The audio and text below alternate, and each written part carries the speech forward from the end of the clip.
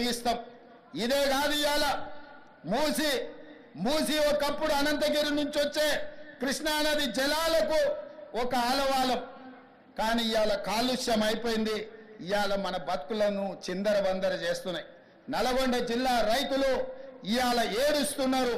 హైదరాబాదు నగరంలో నుంచి వచ్చిన కాలుష్యం నల్గొండ ప్రజలకు చేరుతుంది. అక్కడ పంటలు కూడా విషమయమైపోయినాయి.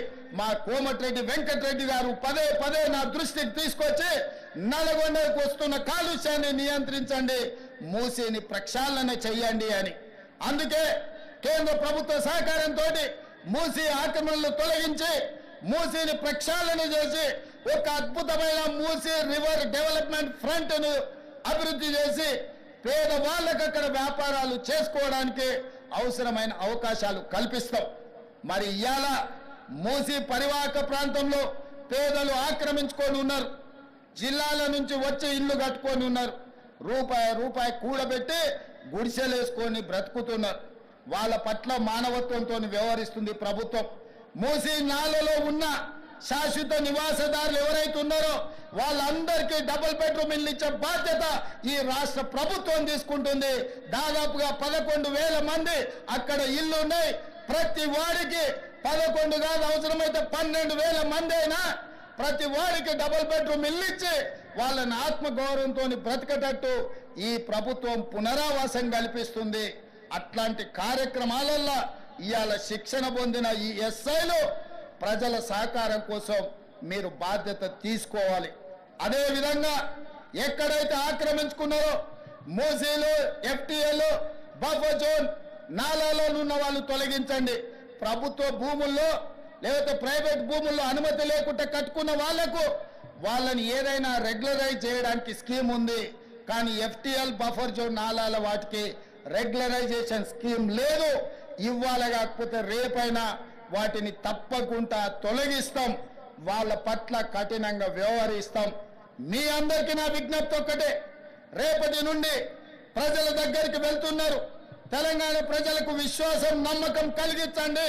మన రాష్ట్రంలో గంజాయి మాట ఎత్తాలన్నా, డ్రగ్స్ గురించి ఆలోచన చేయాలన్నా, సైబర్ నేరాలను నియంత్రించాలన్నా, చెరువులు, నాలాలు చెరబట్టిన వాళ్లను మోకాళ్ళలో వణుకు పుట్టాలి, వెన్నులో చలిజరము రావాలి.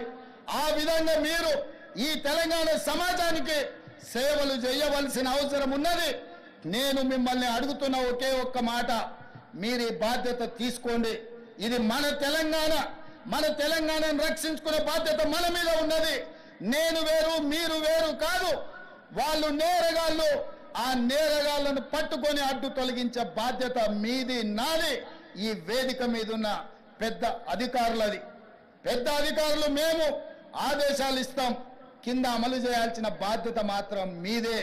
అందుకే ఈనాడు ట్రైనింగ్ నుంచి శిక్షణ పొంది 9-10 నెలలు శిక్షణ పొందిన మీరందరూ తెలంగాణ సమాజానికి సేవలు అందించబోతున్నారు. తెలంగాణ ప్రజలకు విశ్వాసం కల్పించండి. ఇది ఉద్యోగం కాదు, ఇది భావోద్వేగం. ఈ తెలంగాణను కాపాడుకుంటాం. ఈ తెలంగాణని కాపాడడానికే మేము ఈ కాకి డ్రెస్సును ధరించినమని వాళ్ళకు విశ్వాసం కల్పించండి. ఇదే కాకుండా చివరగా నేను కొత్తగూడ శ్రీనివాసరెడ్డి గారికి గతంలో చెప్పిన విజిలెంట్ అండ్ ఎన్ఫోర్స్మెంట్ డైరెక్టర్గా ఈరోజు వారి బాధ్యత ఉన్నారు.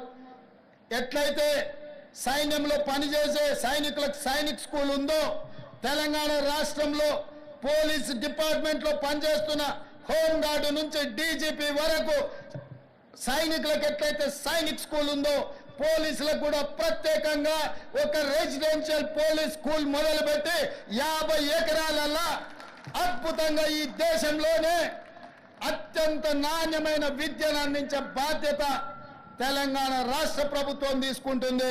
ఒకటి హైదరాబాద్లో ఈ పక్కల్లే గ్రేహాండ్స్ ఉన్నది. నిన్న మన భూ కబ్జాదారులు 150 ఎకరాలు ఆక్రమించుకోవాలని ఆలోచన చేసిండ్రు.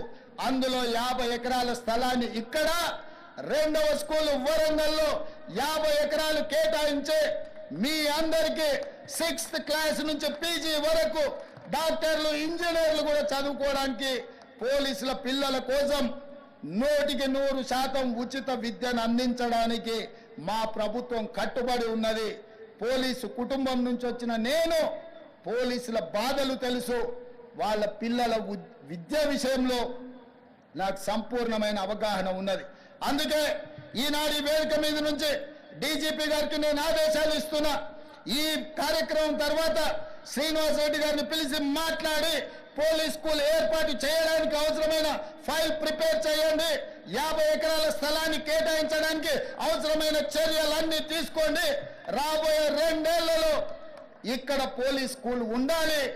హోంగార్డు నుంచి డీజీపీ వరకు ఏ హోదా అయినా మీ పిల్లలు చదువుకోవాలంటే అందరూ ఒకే దగ్గర చదువుకోవాలి, ఒకే దగ్గర ఉండాలి, ఒకే దగ్గర తినాలి, ఒకే దగ్గర పడుకోవాలి. అప్పుడే ఈ అంతరాలు తగ్గుతాయి. మీ పిల్లలు సుశిక్షితులైన భారతీయులుగా మారుతారు. అందుకే మిత్రులారా, పోలీసుల యోగక్షేమాలు, పోలీసుల యొక్క సమస్యల్ని తీర్చే బాధ్యత నాది. మీరు నిశ్చింతగా ఉండండి. డిపార్ట్మెంట్లో ఉన్న ప్రతి సమస్యను ఒక్కొక్కటిగా పరిష్కరించి మీకు ఒక మంచి గౌరవాన్ని పెంచే విధంగా, మీ సమస్యల్ని పరిష్కరించే విధంగా ఈ ప్రభుత్వం పనిచేస్తుంది. మీరు తెలంగాణ సమాజానికి నాణ్యమైన సేవలు అందించండి. పోలీసు గౌరవాన్ని పెంచండి. పోలీస్ అంటే సమాజంలో చేతులెత్తి నమస్కరించే విధంగా మన వ్యవహార శైలి ఉండాలి, మన నిర్ణయాలు ఉండాలి. మధ్యలో అక్కడక్కడ టీవీలలో సినిమాలలో చెప్తుంటారు ఫ్రెండ్లీ పోలీసింగ్ ఉండాలని. నేను కూడా ఒప్పుకుంటా ఫ్రెండ్లీ పోలీసింగ్ ఉండాలని. ఫ్రెండ్లీ పోలీసింగ్ ఎవరితోని? క్రిమినల్స్తో ఫ్రెండ్లీ పోలీసింగ్ కాదు. బాధితులతోని, సమస్యల మీద కష్టాలలో కన్నీళ్లతో పోలీస్ స్టేషన్లకు వచ్చిన వాళ్ళతోని ఫ్రెండ్లీ పోలీసింగ్ ఉండాలి తప్ప క్రిమినల్స్ తోని కాదు. క్రిమినల్స్ పట్ల కఠినంగా వ్యవహరించండి, బాధితుల పట్ల కారుణ్యంతో వ్యవహరించండి.